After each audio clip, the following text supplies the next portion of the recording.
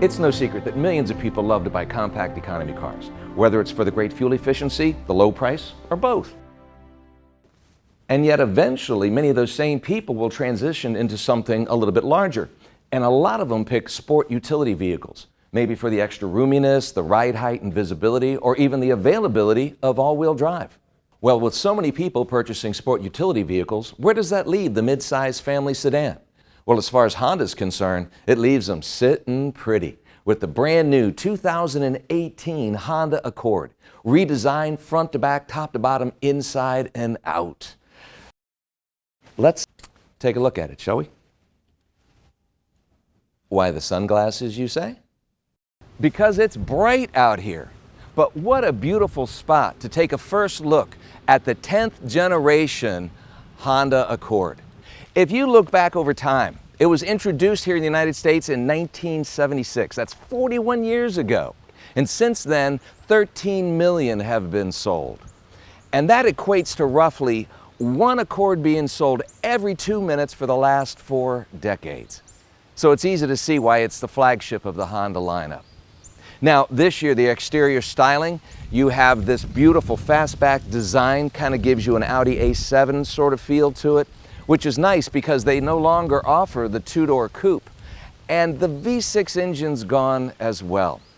But what's great is they do offer the 1.5-liter, 4-cylinder, 16-valve, dual overhead cam, sequentially fuel-injected engine, single-scroll turbo that will generate 192 horsepower, 192 pound-feet of torque.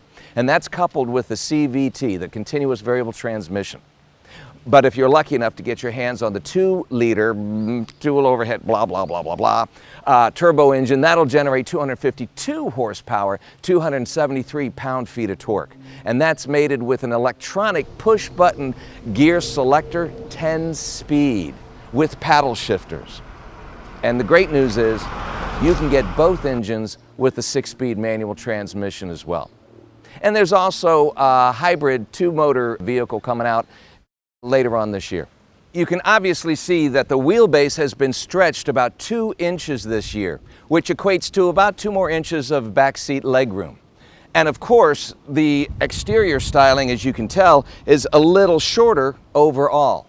And obviously, they have lowered the vehicle by 0.6 of an inch, and it's 0.4 of an inch wider. You can tell, right? Right. But yet you still have a lighter but more rigid body structure. And you also have a new chassis design throughout the vehicle. So they've really attacked it from a performance point of view. And you have your McPherson strut suspension in front, independent of course, with your multi-link rear suspension. Now of course in the front you can see the very upright, bold grille with an even bolder Honda logo chromed out up top. And you also have Honda Sense, the safety package, standard on all the models this year. And that's what this little sensor down here can help you with, as well as right next to the rear view mirror. Now the entry-level Accord is the LX model. Then you have the Sport Edition. Then you can step up to the EX, the EXL, L standing for leather trim seating surfaces, EXL leather with navigation, and of course the top-of-the-line Touring Edition that we're looking at here. Plus the hybrid comes in the base hybrid and then it goes up to EX, EXL, etc., etc.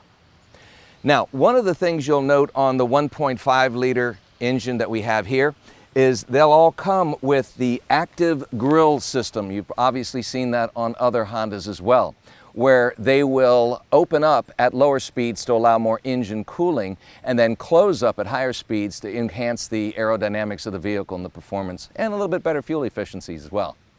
Plus, as you look over here, you'll notice you have in the EX and above LED headlights, LED daytime running lights, LED fog lights, LED tail lights, and with the top-of-the-line Touring like we have here, LED high beams as well. One of the nice features you'll find on the Sport and the Touring editions, as well as those Accords with the 2.0-liter turbo engine in it, are these bright chromed exhaust finishers. All the other models, they're hidden exhaust. But they do look nice here, don't they? And even though it's a fastback design, it really does have a huge 16.7 cubic feet of cargo space worth of trunk. And you're tucked away, tools and emergency spare down there. Plus a 60/40 split folding rear seat to add even more useful cargo carrying capacity. Here's one of the smallest features on the 2018 Accord, which is the capless fuel filler door. Now here's a little tip for everyone, is once you finish filling the tank, leave the nozzle in for about 5 more seconds, because that'll allow the pressure inside to dissipate, and that way you don't pull it out too quick and get splattered with gas. Huh? See what you learn just by watching our videos. Now, as I mentioned earlier, the back seat is really where it's been nicely enhanced with 2 extra inches of legroom. Of course, I fit in most rear seats quite comfortably, but this will be nicer even for the taller folks.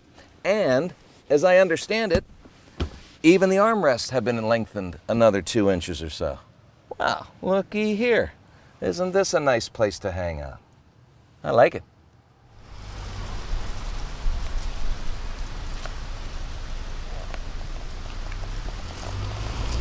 Acceleration. When you need it most.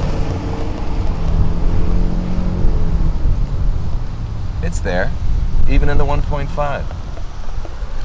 You have smooth acceleration with the CVT. Probably one of the best CVTs out there. You have the availability of turning on the Econ mode. And when you do, by the way, the instrumentation glows green. Let you know that you're being very environmentally friendly. And then you can hit sport mode and it glows red. And then it says, you're a maniac, yeah. And that's not happening now in this traffic, but you can do it. And of course, you hit the sport again and you're back to normal. You're just average, everyday, normal driving, which is kind of what we're doing now. Oh, look, there's an older Honda Accord. Older car. You'll see a lot of older Accords, there's no doubt about it. I was talking to this one guy, he's had one that lasted 300,000 miles.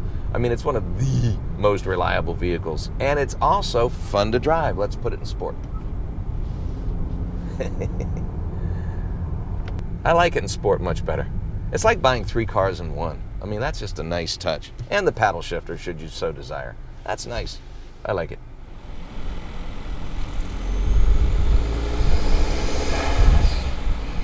Imagine what the 2.0 would do.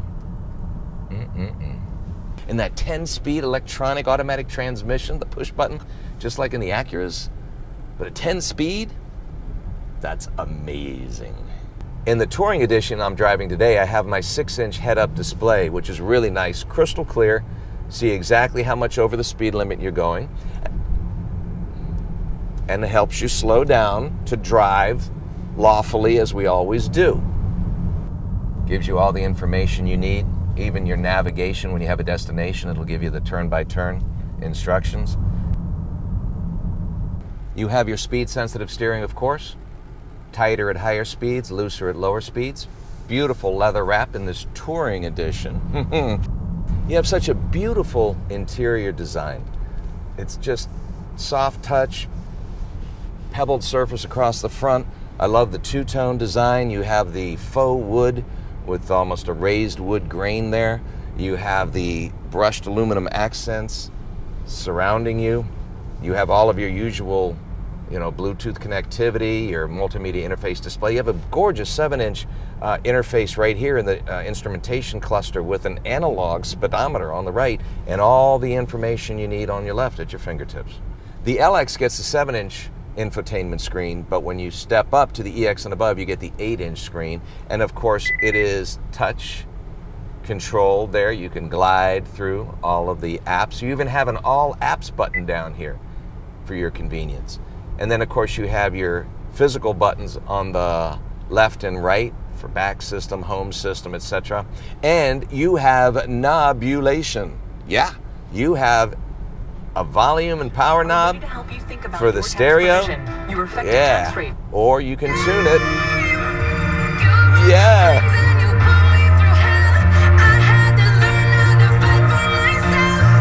Okay, you have knobs. Thank you, Honda.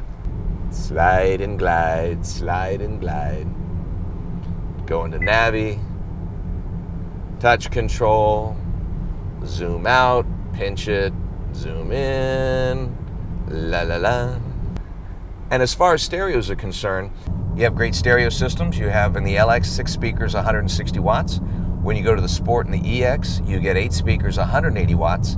But when you go to the EXL and the Touring, you go to 10 speakers plus a subwoofer, 450 watts. I'm a great fan of the technology that Honda's provided, especially the Apple CarPlay and Android Auto, and the fact that you can turn this into a Wi-Fi hotspot with up to 7 devices.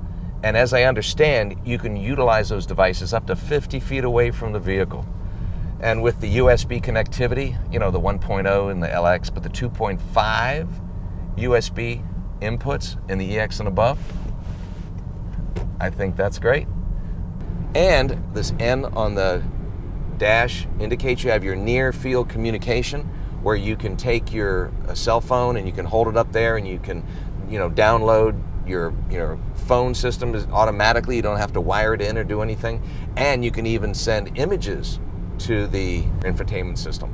So that's kind of nice as well. What do they think of next? Near field communication. Golly gosh. I need to turn around. Sorry.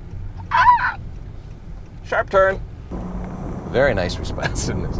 That's the trouble I get into. I start talking about the car, I forget where I'm going. Sorry about that. Anyway, hey, this is a nice neighborhood. You want to drive down here? We can look at some houses. That one's for rent. The owner's the agent. The number is... No, I'm not going to tell you that. Ah! Tight turning radius, but not that tight. I really didn't know what I was doing.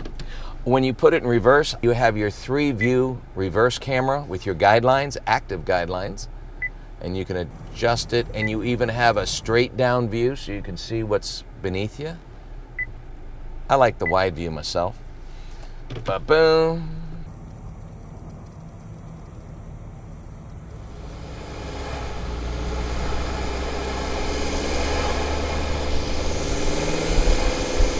You also have the available Honda Link, and that's great to keep in contact with your car through your phone, as well as, you know, scheduling maintenance, locking and unlocking doors, keeping a tab on where your location is of the car. So it's something you might want to consider. Hey, look at this lake. Isn't it pretty? We were actually on the other side of the lake. I'm just giving you a tour of the lake. There it is. Wish I had a boat. Unfortunately, I don't have a boat, and I don't know how to sail.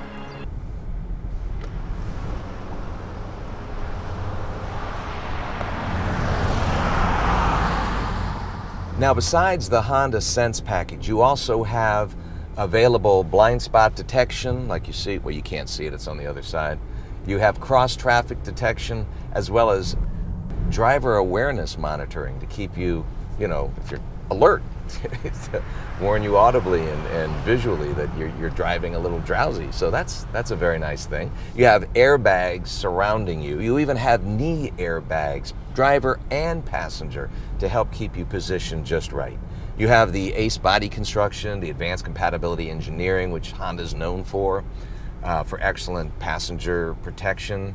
You have the dual diagonal braking system, quad disc brakes, ABS braking, electronic brake force distribution, all the usual safety stuff that you could hope for. Yeah.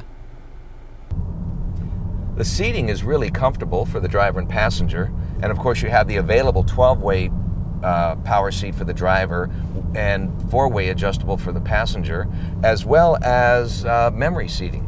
And the seats can be heated front and back, as well as ventilated in the front.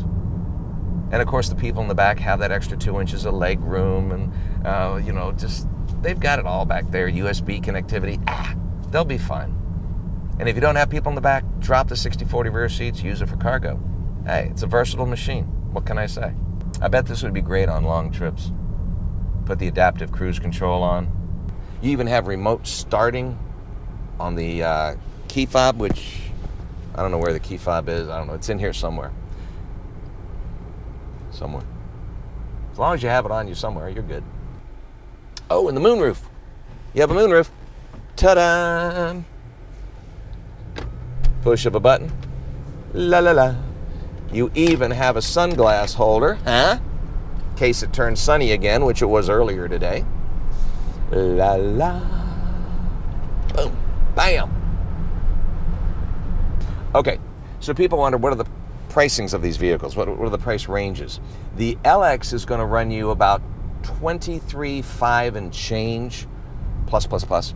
And then you can go all the way up to the top of the line Touring, which is about $33,800, plus. So you have a wide variety of price points to suit just about anyone's budget. Now, it's true that Honda took away the V6 engine as well as the coupe this year, but they've given us something that we can definitely appreciate. The fastback design, the more luxurious interiors, the great fuel efficiency, technology, and safety. I think it's a great replacement, all in all. But you ought to check it out for yourself and, see if you agree. If you do, I'd love to hear from you in the comments section. If you don't, I'll still hear from you in the comments section. Love your comments.